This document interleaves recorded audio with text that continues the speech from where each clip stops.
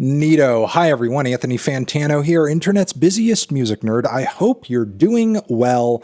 Let's talk about the queen of modern songwriters right now, Miss Taylor Swift, who just came out with another Taylor's version record, this time of the album Speak Now.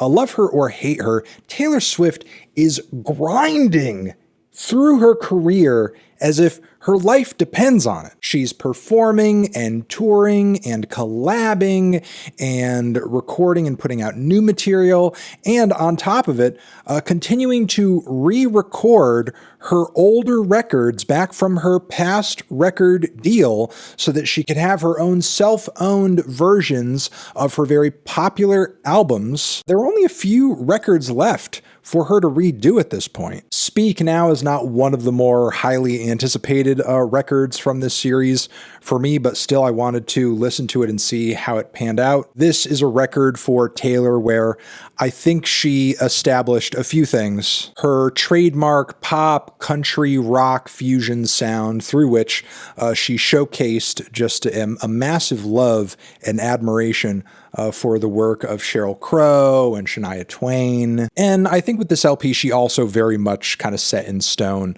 a lot of the songwriting cliches and, you know, the obsessions with relationships and love sickness and so on and so forth that people kind of came to know her for over the years. There are some very good and interesting highlights on Speak Now, and I went into this Taylor's version hoping to hear those tracks embodied faithfully as she has done so far up until this point. As I have noted in previous videos, the re-recordings on Fearless are pretty damn close to the originals, and even though the process of doing so for Red was most likely more difficult because that is more of a pop-centric record with a more diverse array of instrumental palettes, Taylor and her band and her production team still got pretty damn close. Like, the accuracy on that new version is spot on for the most part. Speak Now, in comparison with Red, though, not as epic, not as dynamic, not as stylistically all over the place. So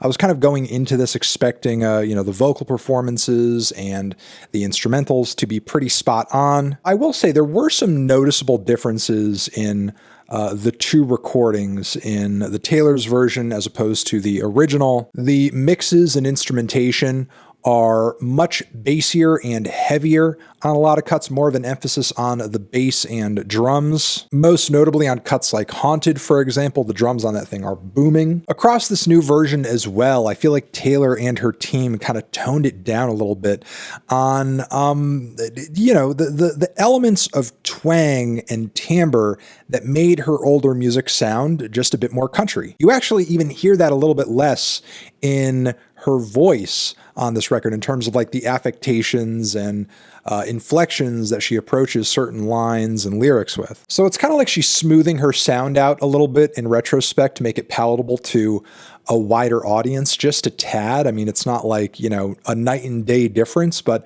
it's enough. Things are definitely feeling less country overall and just, a bit more of kind of a flat, very direct singer-songwriter aesthetic. Now, going through the Taylor's version and the original version, track for track, through the original 14 songs, again, it's pretty spot on. It is pretty accurate. Taylor's singing sounds maybe a bit less girly, more mature, more measured, which isn't necessarily a bad thing, though I will say that certainly gave moments like Speak Now, for example, kind of a flair. But in terms of these tracks being emotionally compelling and, just Taylor nailing the melodies, everything that you would want is pretty much here. There is one kind of noticeable somewhat major change. Not major, but I'll say major for the Taylor's version series, because up until now, she hasn't taken a whole lot of liberties with the newer versions of these tracks. But on the song Better Than Revenge, which I guess historically Taylor has caught a little flack for, mostly because it's a song of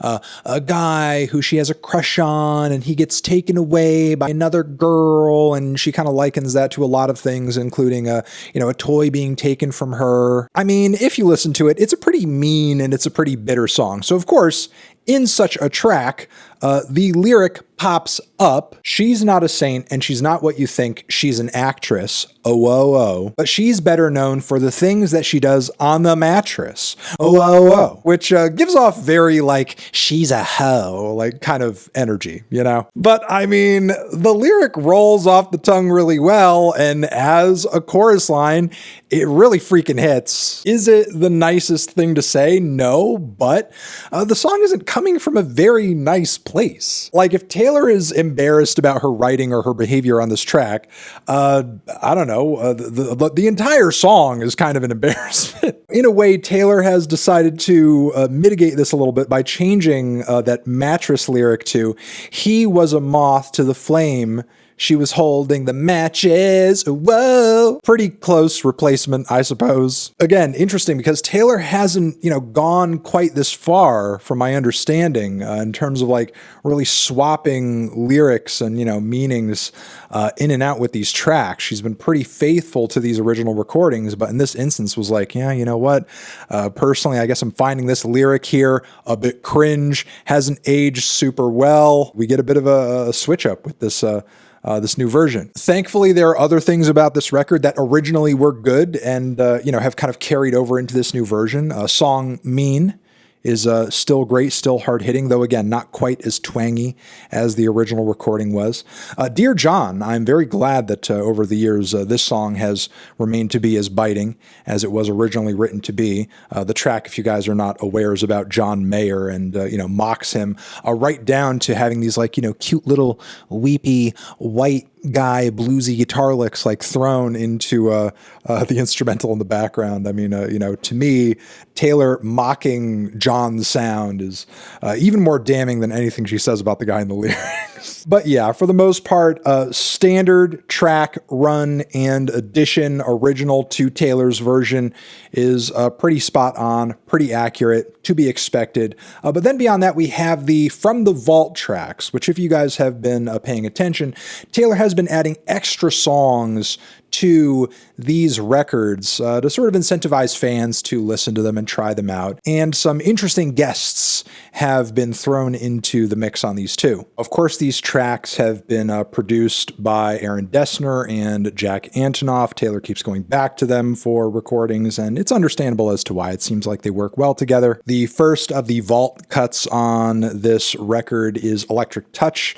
which is featuring Fall Out Boy, or rather, sort of Patrick Stump hops into the mix on vocals. Honestly, Electric Touch, I found the crossover here to be less than electric. It's kind of some sparkly, very radio-friendly rock with some bland guitar layers, plain drums, measured vocal performances, not just from Taylor, but from Patrick as well, who's, full power and range and, displays of passion that we've heard on previous Fall Out Boy tracks we don't really get here. Plus the way his vocals are kind of chorused up in such a way that is vastly different than, that of Taylor, just kind of makes him stick out like a sore thumb. The song When Emma Falls in Love, which is very much a story and a narrative about a girl who's kind of like idealized in a way. Taylor even goes as far as to sing about wishing she was her, complimenting her on things like being so New York when she's in LA.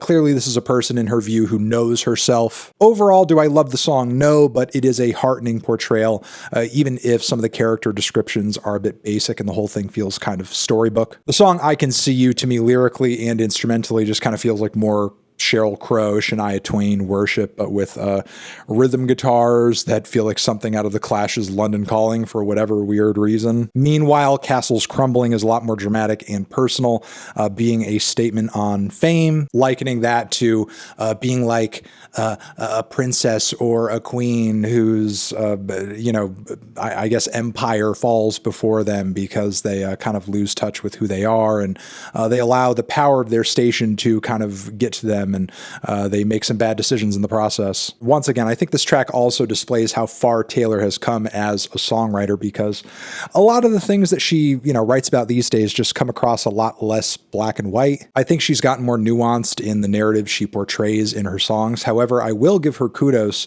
on the track Foolish One, where she kind of catches herself being a bit too knee-deep in this sense of love sickness, telling herself to stop checking that mailbox for, assurances and guarantees of this love that you're seeking. In this track, she's kind of commenting on how she's holding her breath for something that just is not going to happen. Just kind of appreciate this track as a bit of a wake-up call for the sort of heart-eye emoji states of existence that you usually catch on a lot of Taylor tracks, like on the cut Timeless, which kind of finishes the vault songs off here. It feels very much like a Hallmark movie type of romance. It's a connection that transcends time and would have worked out in any period that Taylor's kind of giving a nod to. It's an age-old classic, as she says on the cut, but the thing about her statements on this track is that you have to kind of totally ignore the way that relationship and gender dynamics have evolved over the course of, all of these time periods that are being referenced. And sure, in many ways, love hasn't changed over the course of a human history, but also in many ways it has. But it is a nice thought,